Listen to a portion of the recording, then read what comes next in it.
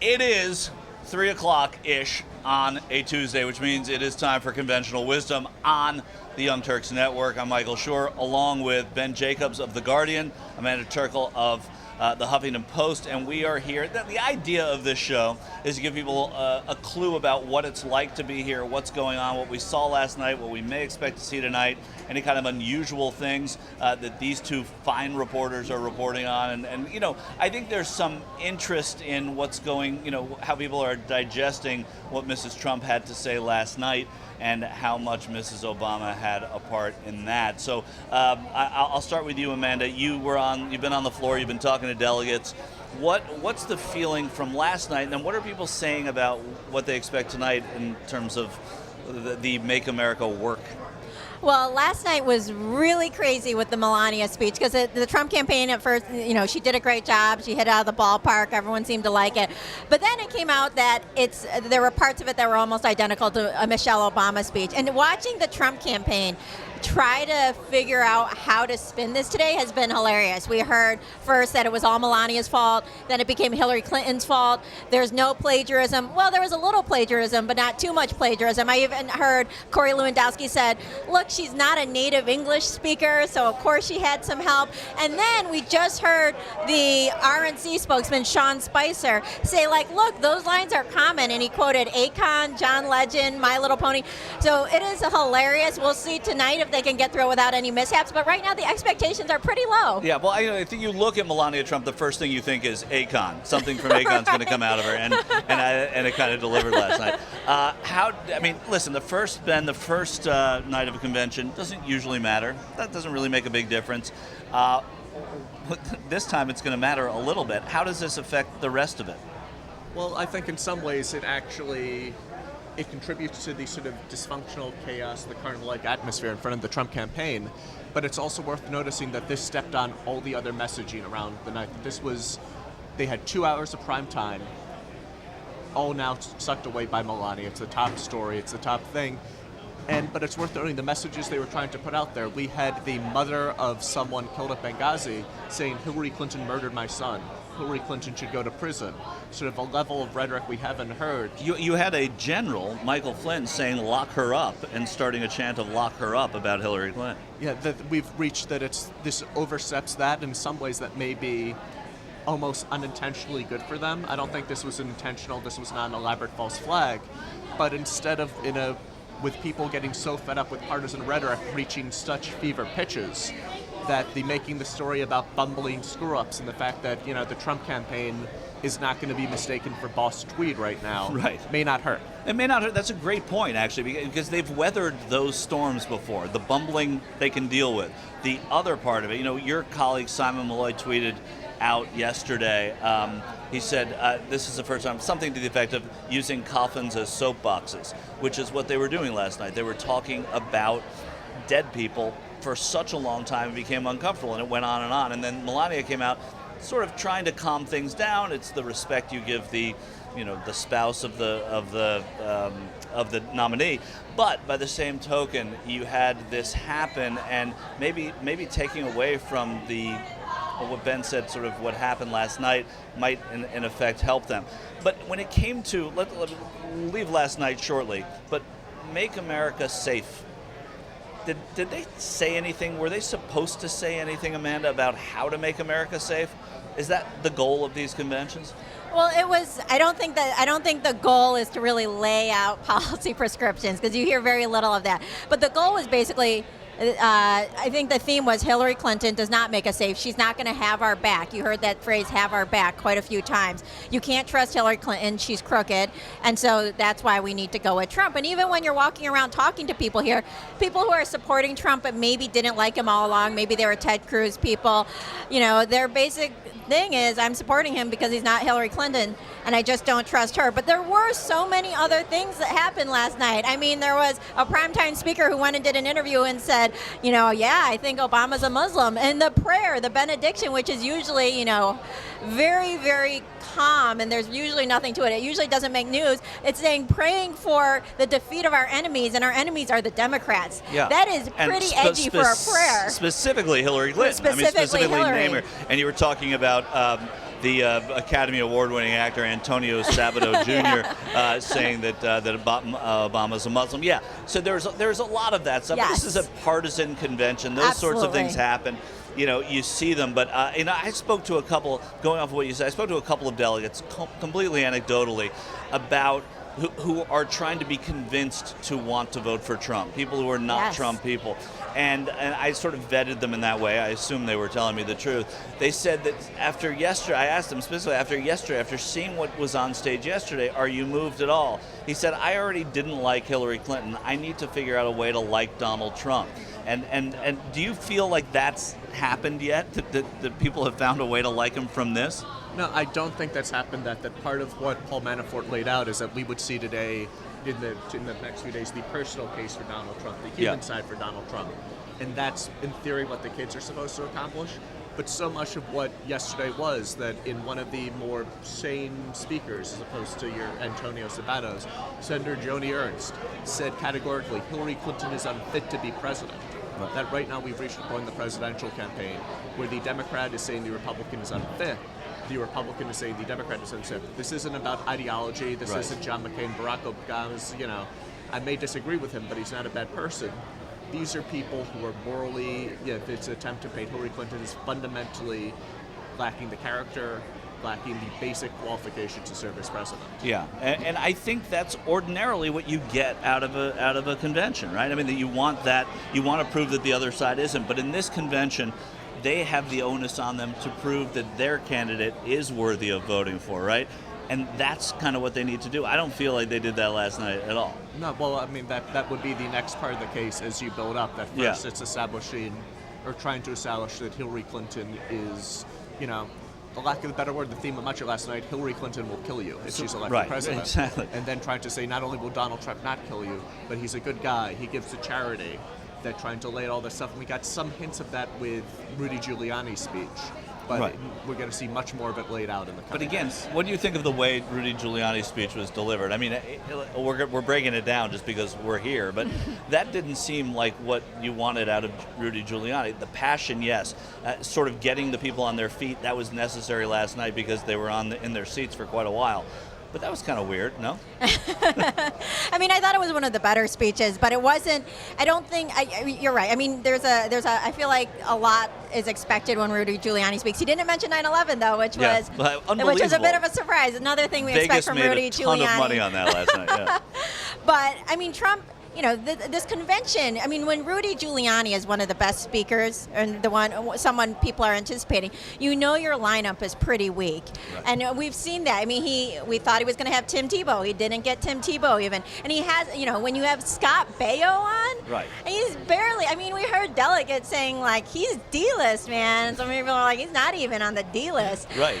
Trump, this is why Trump is exciting to people, is because he's supposed to be this billionaire. He is, sort of the epitome of like the rich guy and what you look to. He has all the success in the real estate industry, but he couldn't bring any of that glamour to the convention. He didn't get celebrities. He didn't get a big, exciting show. He said he wanted it to be not the sort of typical Washington group of people, but that's in part because those Washington people didn't want to be here. The Bushes didn't want to be here. A lot of other politicians didn't too. So the convention, he has had to reach to some sort of strange corners like Antonio Sabato Jr., Scott Baio, but Rudy Giuliani was one of the more high-profile names, but it's not enough. Yeah, and it's probably not yet, but it doesn't have to be enough yet. I'm thinking about what Ben was saying about how now they tore Hillary down and they'll keep tearing her down every day, but building Trump up is one of these things that's usually, I remember in 2012 in Tampa, Ann Romney gave a great speech about her husband, talking about family, talking about who he was and all that, and it was a really well-delivered speech. The Melanias speech could have been that, it wasn't. Why not put her later? Why not make her part of that build-up? Because she was supposed to be one of the biggest speakers, because we don't hear from her much. And the four themes that Paul Manafort said is that it's going to try to make Trump seem more human and bring out the other aspects of him and show why he's a good guy. It's going to show why Hillary Clinton is corrupt and sort of the ultimate establishment figure, why Hillary, is to sort of make America safe again, and also highlight party unity, which it certainly didn't yesterday with the delegates on the floor being all upset about the rules and wanting a roll call vote. I mean, yesterday actually showed how the disunity in the Republican Party. Yeah. you want anything on that? You can chime in. Okay, Ben, I know you're want to grab the microphone. A polite British guy, but just chime in whenever you feel like. But yeah, that how that was managed, they didn't have the votes, and that was sort of. It was the one thing that the Trump campaign was legitimately very good at yesterday. Though we should be clear that this was not just the Trump campaign. This was on that whip effort. The Trump campaign and the Republican National Committee were one thing. They were a seamless garment. Right. But the issues with these folks were really, there wasn't necessarily much of a chance. These were the Republican version of some of the Bernie diehards still screaming superdelegates don't vote until July, that these were really, the Japanese soldiers in the Philippines of the Republican Party. But they were combined with There's your quote. who wanted changes to the rules. And they were stuck in this sort of impasse that the people wanted changes to the party rules so the establishment didn't have the votes unless they had these diehards. But they didn't have the leverage to make a deal without the diehards, and the diehards didn't want to make a deal. The diehards were, they were ready to pull a Davy Crockett and go down. This was their Alamo. Right. This is what they were doing, that you had people convinced for a last stand, and the people trying to actually advance their own cause. You were Right. sort of stuck. They're stuck between a rock and a hard place. Is the drama gone? Are we moving on to thinking the drama is going to happen in Philadelphia now? I mean, is there a chance for drama here? I don't think there's a chance for much drama here. I mean, I think there'll be more drama here. There has been more drama here than there has been in Philadelphia. But that at this point, the only possibility is that there's the disruption, potential disruption tonight on the roll call vote. Right. There's the potential for diehards to try to do something there. Right. But So- even that, they're prepared for. But tell our TYT audience of politically astute people what that means. So tonight's the roll call vote. What could happen, and it's drama that won't impact the result of the nominating process. But what could happen? This is where they go through and do the roll call of states. The great state of Alabama casts X number of votes for Donald Trump, and that you have enough states where there are people who don't want to vote for Donald Trump, who are trying to exercise their conscience, which has been part of the fight over unbinding delegates, and people just willing to try to cause problems and jump right up there and find ways to disrupt the proceedings and sort of go down screaming. And that's the sort of the primetime type of drama, the Donald Trump type of drama that could happen tonight. It won't have that kind of effect, though. I mean, we'll look at maybe Utah, maybe Texas, maybe some of these other states. Colorado as well. Washington would be Colorado, Washington, Minnesota. Yeah. But these are a handful of states where they know where the issues are, that this is not necessarily a secret. Right. And they'll be prepared, and it's a question of what happens. And there's also a reason this is starting at 5:30. This is not going to be at 9 o'clock at night. Okay. And is the great state of going to be said 50 times, or do you think somebody's going to twist it? Well, there are 4 commonwealths. Right. That's a good point. That would actually Yeah. be that, and it's a question of how they jigger it. The sort of floating story would be that the idea would be that they'll set it up so Donald Trump pushes the nomination when Donald Trump Jr. from New York announces the votes in a Right. emotional father-son moment. Right, and they considered Florida too. They considered whether or not to do New York or Florida to have him. That's what I had heard, to have him be put over by Florida, a more important electoral state. None of this matters. Let's not forget, none of this matters. It has zero effect. Nobody will go to the polls in November and say, well, Florida put him over. I'm going to vote for Donald Trump, so that... Yeah, it's about generating positive news coverage and generating stuff and the carry-on effect. Though, there are 310 million people in the United States. Yeah. That may move one person. It may move one person, that's true, and all it takes sometimes is one person. So Amanda, you've been here. When did you get here to Cleveland? I got here on Sunday. You got here on Sunday. That's when I got here as well. What's it like here? I mean, what is a convention like for a reporter? What do you wake up in the morning headed out to do? Well, it's very chaotic, Yeah. and I think that this is the second Republican convention I've covered, and it'll be the third Democratic one. And I mean, they're just, as a reporter, you have to be incredibly organized because there are a million things going on. You basically have to be in the right place at the right time. I remember in 2012, I happened to be right there as the Ron Paul delegates from Maine started going nuts, and it was great. I had my phone, I could get footage, and hopefully yesterday you were on the floor for what was going on, but you just need to be in the right place at the right time. And there's just, everyone focuses on what's happening in the queue in the arena or maybe the convention center, but stuff is going on all over the city. You never know, is Newt Gingrich doing some breakfast over here? Is the Florida delegation doing a lunch at this random restaurant downtown? And so conventions are the best. Everyone's in a good mood. Everyone's wearing their funny hats, and everyone is just really friendly and wants to talk. So they're great for reporters. I look forward to them every 4 years. Yeah, so I do too. I have to say, I think they're really fun. They're good for geeks too because everything is here. So what are you working on now? Is there a story, either a fun story or a muckraking story, anything like that you're working on now? Well, I've been interested in what people think about Mike Pence, Trump's vice presidential pick, and I've been going around and asking people, and basically no one knows anything about him. Really, you've been talking to delegates who don't know anything. Delegates people and who just allegedly attendees, pay attention. And attendees, yes. And most of them said I really didn't know anything about him now. Some say he seems like a good guy. Some say I still don't really know anything about him. So I'm going to wait and see. And the other thing I'm focusing on is this sort of split in the Republican Party over LGBT issues. Yeah. And the platform is very anti-LGBT this time. You have Mike Pence, who's made a name for himself in Indiana, going against LGBT rights. And yet you have a lot of people in the Republican Party who support equality and support marriage equality, support, gay adoption. And it's this interesting split in the party. And so I've been trying to talk to people about that. And what are you finding about, and I know you're still here, man, so just hang on. It just happens to be interesting. When you talk to log cabin Republicans, as I'm sure you have, and that's the sort of the gay advocacy group within the Republican Party, what do they say? How do they go to these conventions when they look at that platform and say, yep, but we still support the nominee? They're not having tomorrow. Actually, I haven't talked to the log cabin Republicans too much because tomorrow they're having a couple of events, so I'm going to be there. But they, I think they are a very hopeful group of individuals. They keep trying to look for, Donald Trump. For a while, didn't seem like he's as anti-gay as, say, Ted Cruz or some of these others. But now he's changing his tune. He originally said, look, a transgender person should be able to use whichever bathroom he or she wants. But now he's saying, I support the states. I'm going to back North Carolina on what they're doing. He's gone with Mike Pence. And so I am very interested to see what some of these people have to say. But a lot of Republicans are worried that, the party is turning off young people. Young Republicans do support LGBT equality. And the party, I think many in the party recognize that they need to move on from this issue. Right. And I'm just shocked at every election cycle. I think it's not going to be an issue anymore, and it continues to be one. Yeah. Well, we'll interrupt this fascinating conversation with Amanda Terkel and bring Ben Jacobs back in.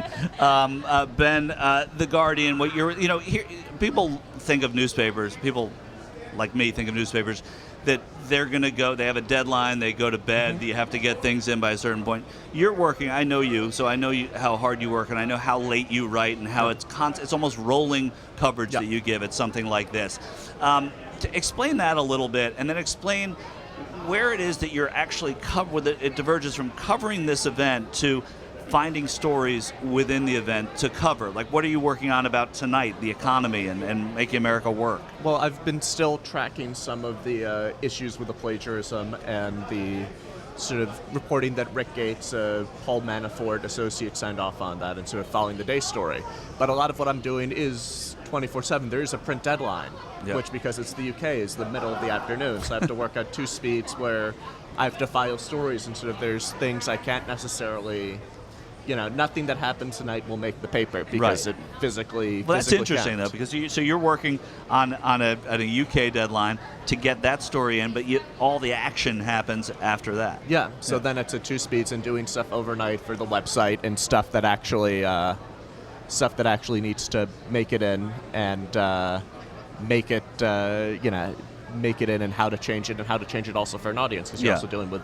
The story that works for an American audience doesn't necessarily work for a British newspaper reading audience. Right. Tonight is Make America Work Again, right? They're all, it's Make America. Last night was Make America Safe. Tonight's Make America Work. I think Make America One is the last night. I'm not up to tomorrow yet. But so the economy could be an issue that the Republicans can score points with. The Trump campaign has in the primaries made it an effective thing. What do they do tonight? Who's listening, and what do they do tonight? I mean, I think the idea is that they're going to lay out a case for economic growth to get the folks who feel unhappy with the direction of the country under Obama, and also, in particular, people have been suffering economically, not just in the Obama administration, but in the Bush administration, the Clinton administration, that these sort of, non-high school educated white men from the upper Midwest, that's Trump's bread and butter, and where Trump needs to, his only hope of winning the election. That's his path. That right now, you talk to Republicans, every path they see for a plausible way for Donald Trump to win the election goes through Pennsylvania. They have to, in particularly Western Pennsylvania. Right, and it's those types of jobs. Yes. This is what they call the Rust Belt that they're trying to appeal to.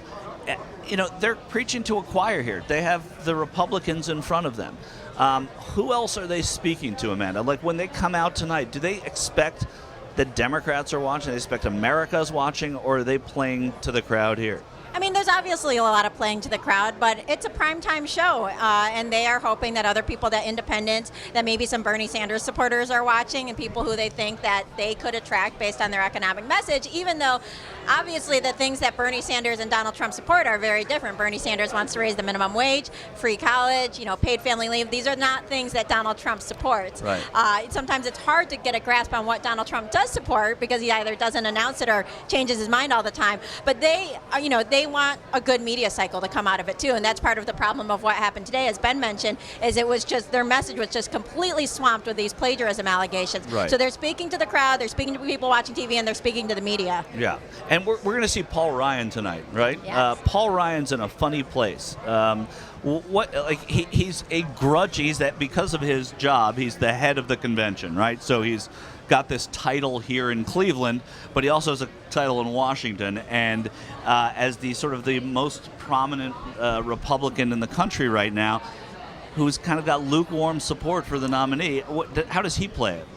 I think he plays it cautiously. I would be surprised if we hear him make many, if any, mentions of the words Donald, J, or Trump in the course of his speech, that it's still going to be trying to sort of keep things focused on conservative principles, that they're doing their own sort of separate ad campaign, that at this point, he's trying to keep the Republican brand alive without undermining it, trying to ensure that he can keep a majority in the House, which there's now some risk at, and certainly that they can keep a majority in the Senate, but try to keep a party together, and he's essentially the party, the party leader in exile right now. Right. And at some point, he's going to have to decide that, hey, I can't support this guy, right? I mean, if the House is in dire straits, if the notion of keeping the House it becomes dangerous, he's going to have to pivot away. But at some point, he could also say, all right, we're going to keep the House. Donald Trump should be our president. Well, I mean, I think he's still keeping with little lukewarm support throughout that. The issues you do if you suddenly dump on your party's nominee in September or October are huge. At this point, it'll be sort of lukewarm support that I don't think, you've noticed there have been no pictures yet of Paul Ryan with Donald Trump, that they've kept their distance. And I think what we're going to see is him focusing on down ballot races and sort of trying to keep a distance and trying to keep a separation. And there'll never be actual cutting loose of Donald Trump unless something truly unprecedented happens. Right. Okay. I'm going for a little more feeling here, but before we, of where we are we're in a building that is a parking garage that has been fitted to look like a lot of different studios on what they call Radio Row here, and as people move in and out of here, you see congressmen, you see conservative leaders, you see all that. Right across the path here is the queue where it's all going on. There's like a plaza where you can eat, and then there's a shuttle that will take you to the filing center where you're probably working and writing a little bit, or he's mostly in the queue. Ben is mostly in the queue, but there's a filing center. And are you in the filing center at all? Yeah, we go over there, yeah. And so there's a shuttle within the secure zone. And then what happens when it starts? What are you guys doing? What are you doing, Amanda, as soon as it starts? Watching. So we have a pretty big group here. We have about 50 people here.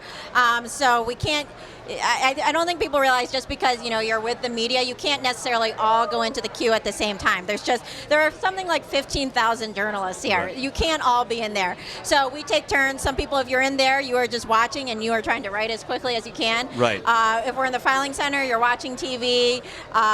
Some people are on the floor. Another thing that I don't know a lot of people realize is you can't, as a reporter, you can't go on the floor for as long as you want. You have a pass, you go down there for a little bit, and then you have to come back up. So people are down there getting reaction to everything, watching the speeches, trying to figure out, newsy quotes, but also patterns of the night. So it's a lot. It's very busy. And what about you, Ben? What are you doing? I spent pretty much all of yesterday on the floor, working with folks, following the delegate fights and sort of shuttling back and forth and doing that and writing copy.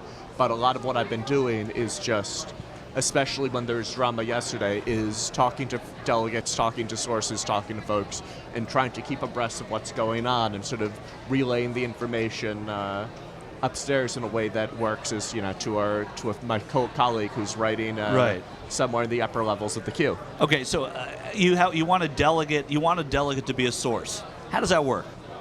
The Jacob's charm. Yeah, exactly. Just throw it on, and it's pretty automatic. It's hard to resist. That's but when you let the English accent come out, too, no, right? in 'Cause I terms think of folks who I've known, worked with, built relationships with, Right. where I'm not necessarily trying to, we have a mutual level of trust and respect. Okay, that's fine. All right. So Amanda Terkel, Huffington Post, Ben Jacobs with The Guardian. I think we're gonna see something tonight with Make America Work, but we hope as reporters to see things like what we got last night. You can talk about all the next day. That's the juice. But generally, you don't find that in a convention. Tomorrow we'll be back with more conventional wisdom. I thank everybody. Thank you all at TYT.